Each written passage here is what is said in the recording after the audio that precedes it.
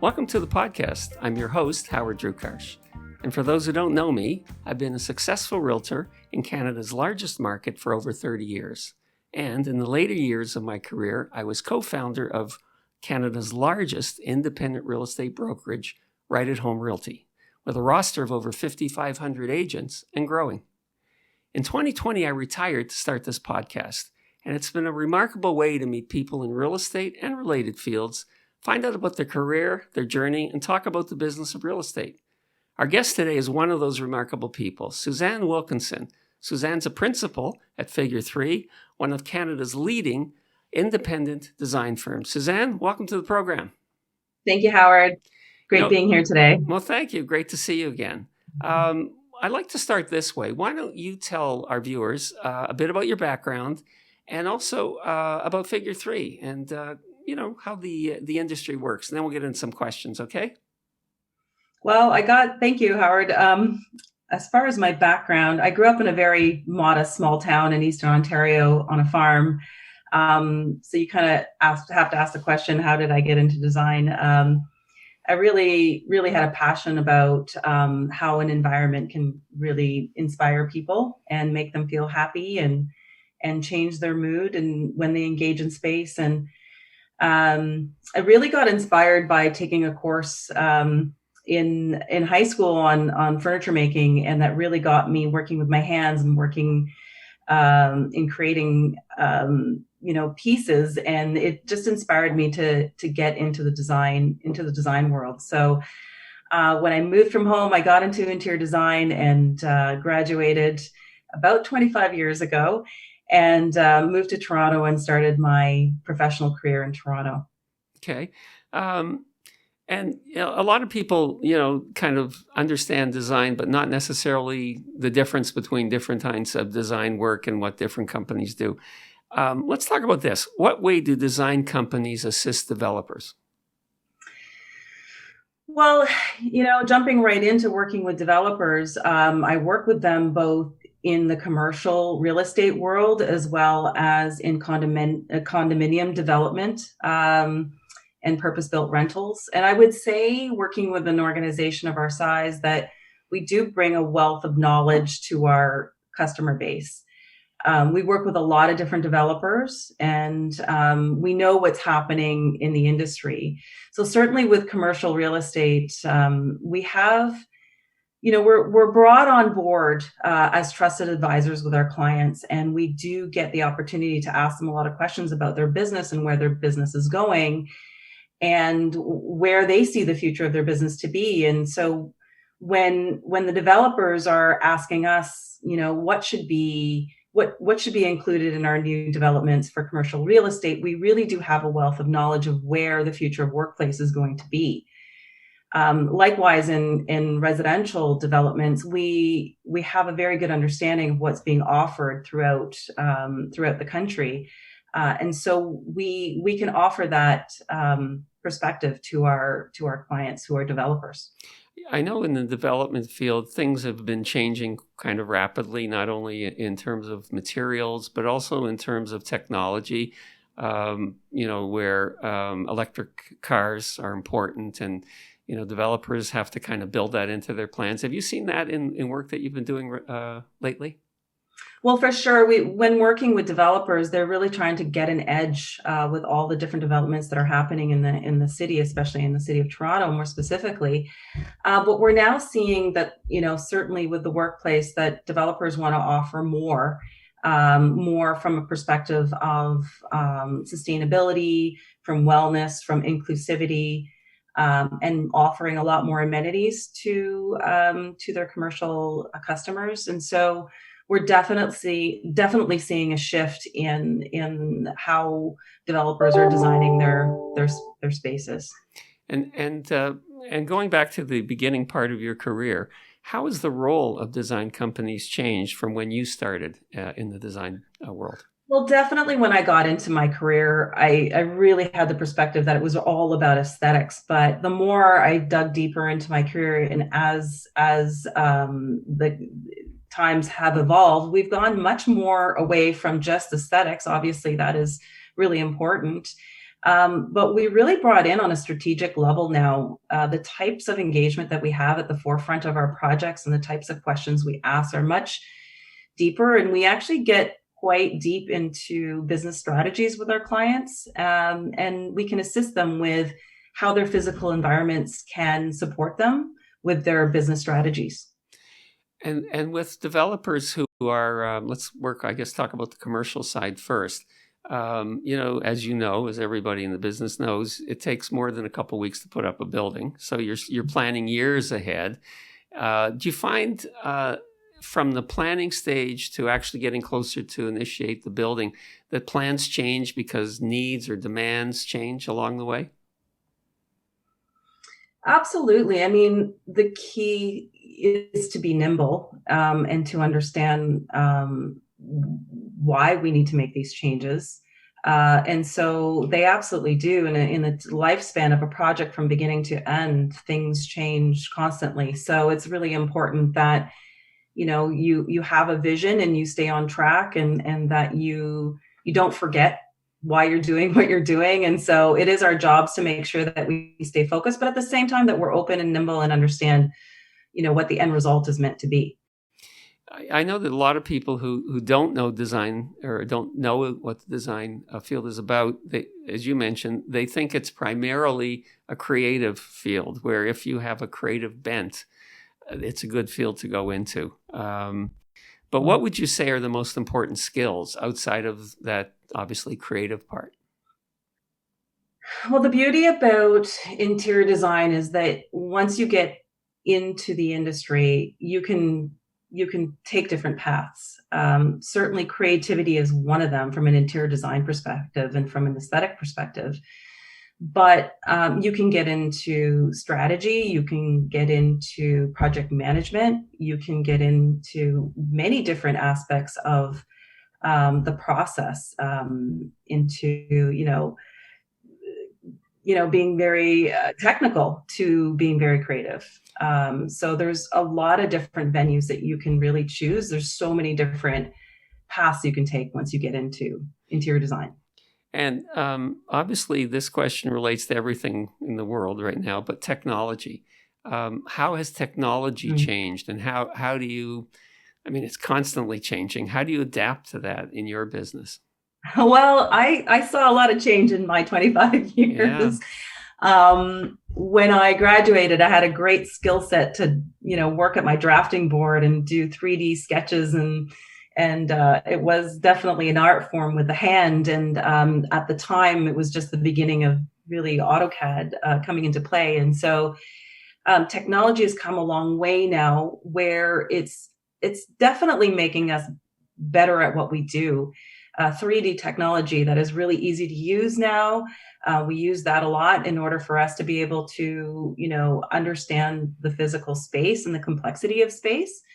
Being able to also make sure that our clients know what we're designing, and it helps them visualize as well. And the technology now of photorealistic renderings and 3D fly-throughs and all of that has really helped us become better designers, and our clients can visualize more what they're buying. But also another piece of technology that's changed a lot in the last few years is how we can engage virtually with our clients, obviously with COVID. And, I would have told you when COVID hit that, or before COVID hit, I would say, no, our designers must come to the office every day. There's no way we could do our job virtually. But of course, COVID was the test to that. And we now do a lot of things virtually. And we found certain technologies can help us do our visioning sessions and some of our workshops, where we engage with people across Canada and the US and do these workshops with them in order to, instead of flying on a plane and traveling across the city, we have found ways to use technology to be able to engage with our clients. So there's a lot out there, softwares for surveys to collect data as well. So technology has been amazing for the interior design industry.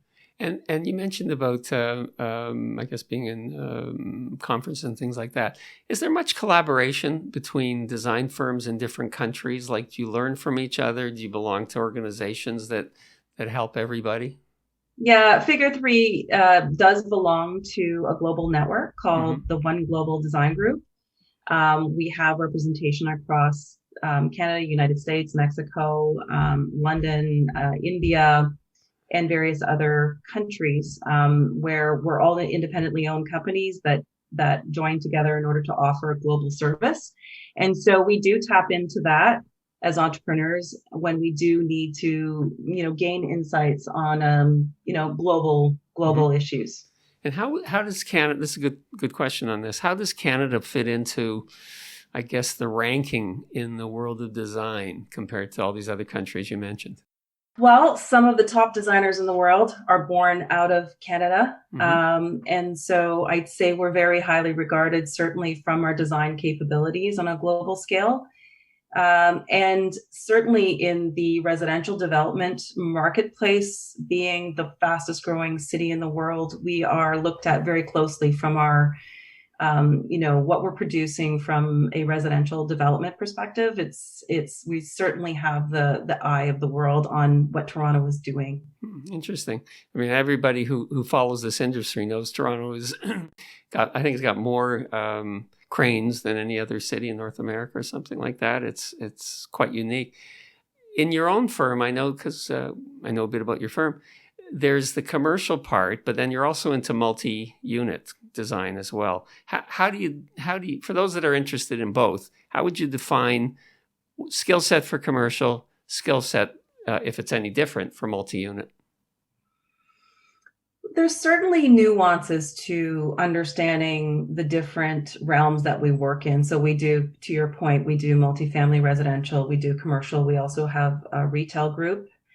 And there's nuances to understanding the industry and the language. And I think that as a designer, we are all designers, and but there are nuances for sure. So I think when I certainly our philosophy at Figure Three is that there's always another way to do something, and so we always encourage our designers to stay open-minded, and that ability to really listen to your customer base on what's needed and not just think about what you as a designer needs is really one of the best skill sets that you can develop as an interior designer, to be able to solve problems creatively, be open-minded.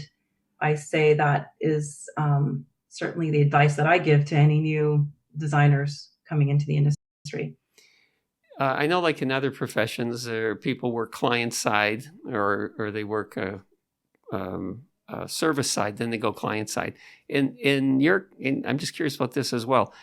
Do clients have, I don't know, designers there that you interact with, or who are the people you talk to when you're working with these clients? Well, it depends on the industry. Sometimes if we're talking about the commercial residential industry, there are sometimes in-house interior designers that we work with. We work often with architects as well that have interior designers that work with them. And it's when it comes to design, it's always a collaborative process. It's always about pulling together the best ideas to solve the problem for the client. And so I would say that, the more ideas on the table, the better. And as long as you have a clear vision that, it becomes a more successful end result. Okay. And since you've had this great experience in the industry, and this might be hard to answer, but what are the most exciting projects that you've worked on? Wow, quite a few. I would say one of my most memorable ones was the Coca-Cola headquarters, when both the bottling company and the marketing company came together under one roof for the first time. Mm-hmm. And we moved them from more of a suburban location to downtown Toronto urban location. And that was a really memorable experience because it was all from pre-real estate discussions working with landlords as well, and so we built a new structure on top of an older historical structure in Toronto, and then built our headquarters there. So that one's very, very memorable for me in my past. But there's many. I would say my start in the condo world was with Concord 8X, and that was my introduction to multifamily residential, and that's been kind of a great starting point for me and great memories as well.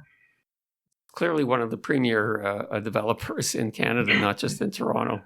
For those who don't know who they are, if you ever drive by the Rogers Centre, all those buildings are Concord 8X, or most of them, I believe.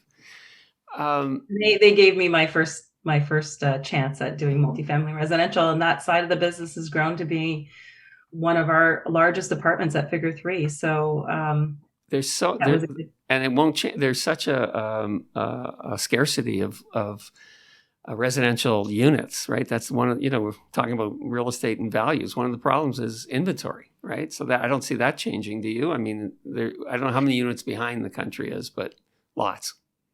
And we are seeing lots of, I call them mega projects, but projects with 10, 15, 20 towers still. And we're just at the beginning of that. So from what I can see, and unless the industry changes, we've got lots of work for the next 15, 20 years. And I guess, again, it's great that you have the history in this field, but if someone were to ask you in a way to try to be simple on this question, what are the changes that you've seen in design? And I'm sure it's kind of technology related, right, in the last few years? Actually, I mean, I can stay away from technology to answer this question. Okay. When I started, it was more like conventional construction and good design. I got out in the industry during a bit of, just after the recession. And so as time went on, we got into the sustainability movement. I'm sure you heard of it, where the LEED program was brought into place. And that was a huge change for the industry, for construction and design, and all the manufacturers of products that needed to prove, that their products were coming from sustainable sources, and that they were, and construction was being done in a sustainable way. And that was a huge change for the industry. And then I don't quote me on the time, but about 5 years ago, this wellness movement has come in with the Fitwell and the Well programs, where we've gone beyond sustainability now. And now we're looking at, the actual air quality and filtered water in the space, and offering staff, showers, and so that they can bike to work, and all of these more about the individual and their wellness within a building. And now the next movement is another layer on top of that, and it's all about inclusivity and what that means. And what that means to me, and I'm still learning because there's lots to learn about this, but it's about age, it's about race, it's about your physical ability, your mental ability, and it's making sure that your environment creates a safe place for everyone to feel welcome. So that is the next, that is the way of the future right now that I can see. And, these are all great things, but these are all things that have changed the industry over time, and why we design the way we do now. So for designers, to kind of elaborate on that, what do you think are the biggest challenges designers face in this kind of evolution of society? The greatest challenges for designers, I think that it's a constant education, mm-hmm. And I think we need to stay current and understand what this all means. It's very complex. Our industry is very complex. And there's a lot of moving parts. And I think it's, staying relevant, staying current, understanding what is, available to the designers. I know people are not used to listening to interior designers speak, and they're learning, about interior design for the first time here. It is very complex. We do worry about every product that goes in the space, mm-hmm. every environment that you design, from the way it feels to the way it looks, and to whether it's accessible for, the blind or the hearing impaired, or, the physically impaired, or is it accepting all cultures? Is it accepting all genders? It gets very complex. And I think that is a challenge for designers, but it's also really exciting because you get to continuously learn new things. So if you were to, if someone were to ask you, interested in getting into the world of interior design, and everybody's looking towards the future, I suppose, what do you see as the future for design companies? Well, I certainly think that we're becoming much more global in our way of thinking. Definitely not as, local, due to technology and due to the ability to be able to pull resources from around the world. I think that we are just, we're closing the gap when it comes to, being able to access resources globally. Mm-hmm. I know that with the pandemic and sort of the shortage of materials, we're all starting to also think very local in another way. Like, people are thinking about, local resources as far as product is concerned. So I think from a design perspective and creativity perspective, I think more global. And when I think about what we're actually using within our space, like the products, I think that people are focusing more on local. And it's good. You actually lead me into the question I wanted to ask about how the pandemic may have affected the trend of working from home. There's benefits and there's drawbacks. If you're a young parent trying to take care of kids and homeschool and work, it's a challenge. If you don't have that, but you, like all of us, miss the interaction. But what about on the business side? How it sounds like you've overcome that quite nicely at Figure 3. But was that a challenge in the beginning to get people to feel comfortable working mostly, in fact, entirely from home? It was quite a challenge initially. Like I said, if you had asked me if we could run our business remotely, before COVID, I would have said, I don't think so, but we had to. And it goes to prove how adaptable human beings are. And when you think about, a pandemic and in a time like this, where we're the most connected and we have the most ability to stay connected with people, it's pretty amazing to think and see how people have adapted. It has forced us to push ourselves to think about, do we need all of that real estate?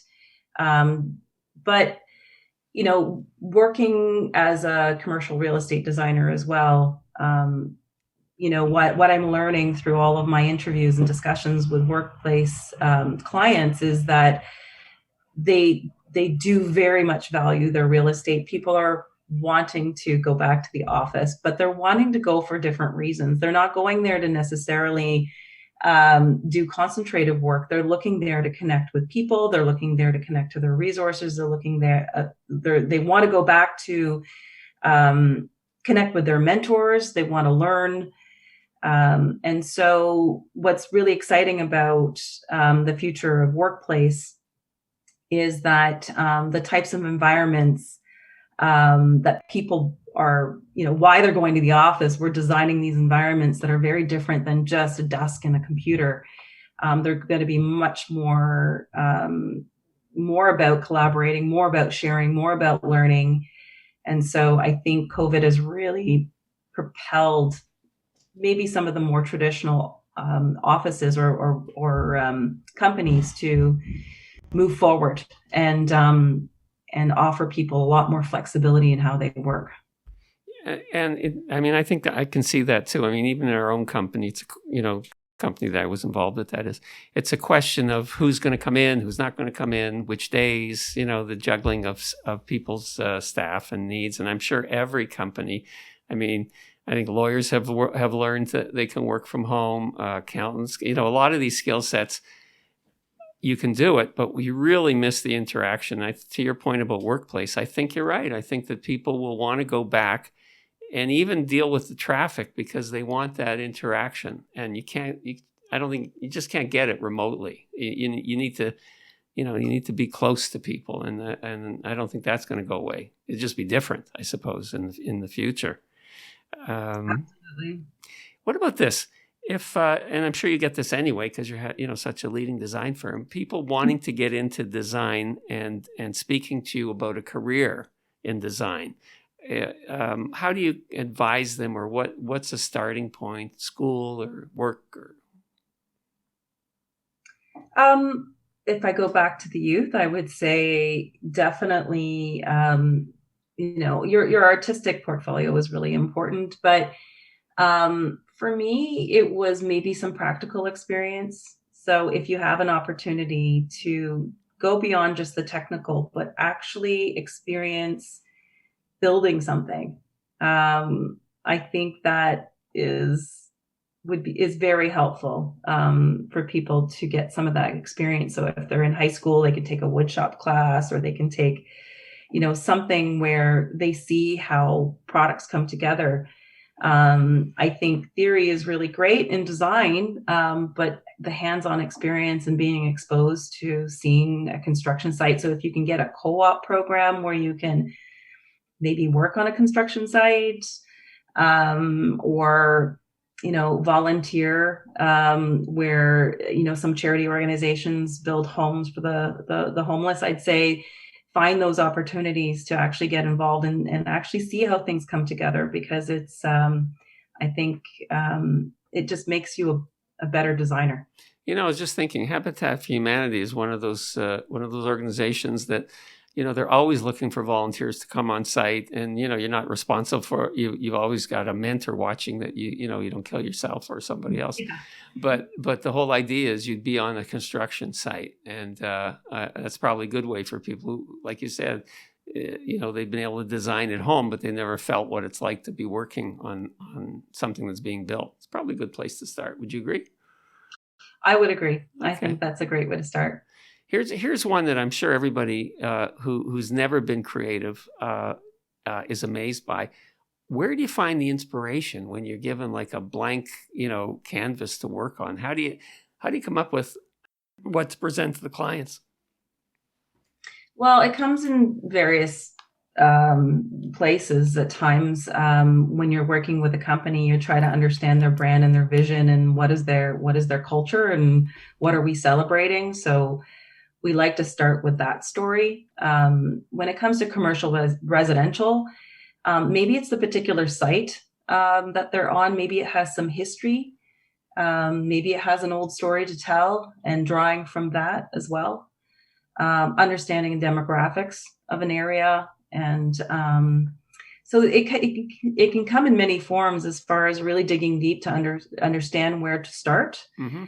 And then outside of that, I think being exposed to culture and travel, the arts really offer a lot of inspiration and storytelling.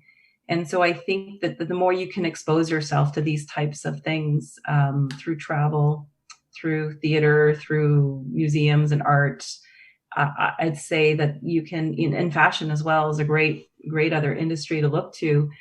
But really finding the genuine story of each project.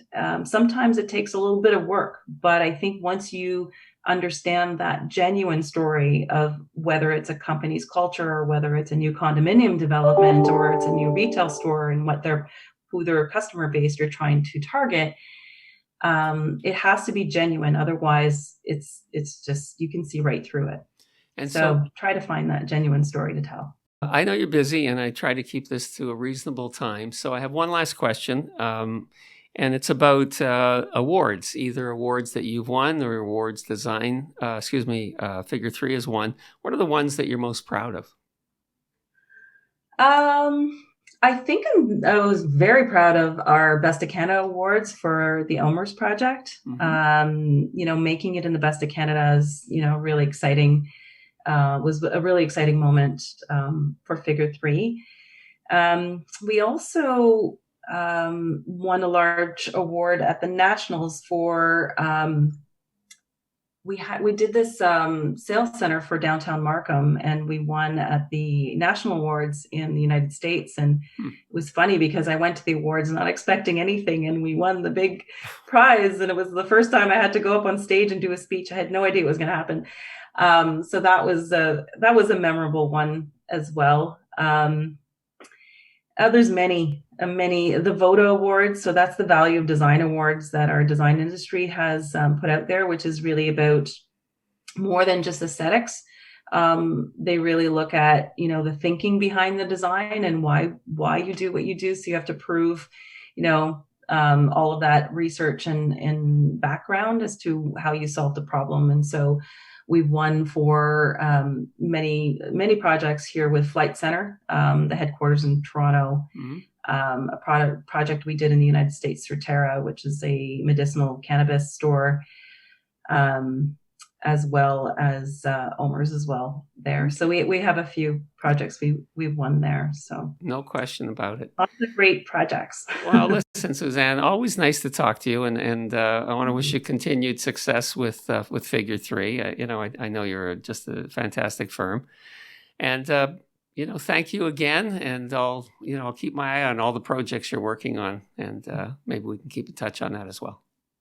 Well, thank you, Howard, for reaching out to me and doing this. It was a real pleasure. Thank you so much. Take care. Take care. Bye-bye. We'd like to thank Suzanne Wilkinson and you for joining us today. And if you enjoyed the podcast, please like, comment, and subscribe on your favorite podcast network or on our YouTube channel. And to get in touch with us, you can either reach us by email at info@rewithhd.com or on our website, rewithhd.com.